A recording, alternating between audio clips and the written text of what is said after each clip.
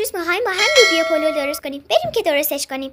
اول نیاز داریم به یک پیاز، بعدش دارچین، فلفل، زردچوبه، زعفرون، هل، نمک و ادویه پلویی.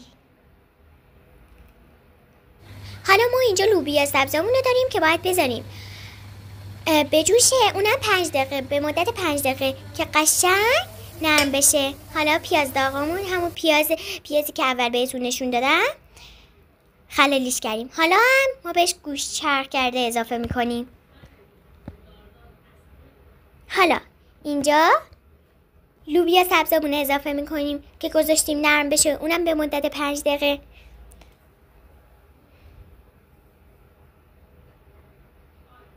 شما اگر بخواین، من چون از بازار تهیه کردم توش هویجم داشته، شما اگر بخواین میتونی بدون هویج درست کنین. حالا ما اینجا ادویه اضافه میکنیم: نمک، فلفل. بعد از فلفل که اضافه کردیم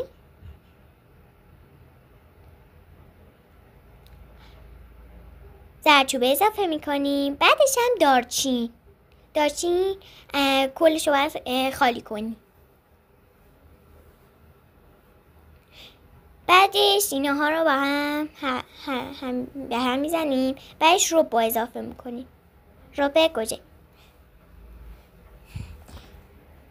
بعدش به هم میزنیم که قشنگ این موادمون مخلوط بشه.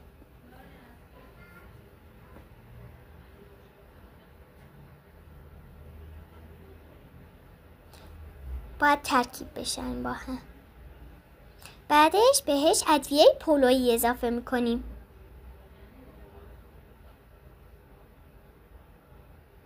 بعدش زعفرون، تا ته کل زعفرون میریزیم، همون مقداری که داخل کپشن نوشته شده. حالا ما اینجا برنجمون رو داریم.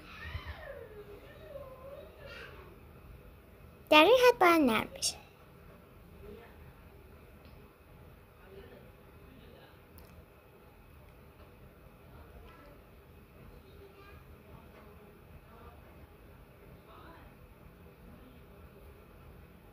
بعدش همین دوتا، اول برنج، بعدش همون موادی که درست کردیم قاطیش کردیم و اینم لوبیا پلو خوشمزه ما.